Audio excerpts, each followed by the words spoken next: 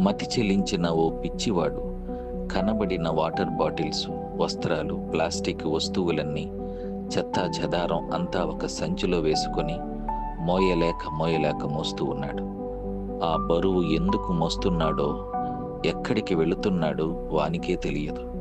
పెరిగిన గడ్డం, జుట్టు, మాసిన వస్త్రములతో బరువులు మోయిచూ కూలిపోయేవాడు.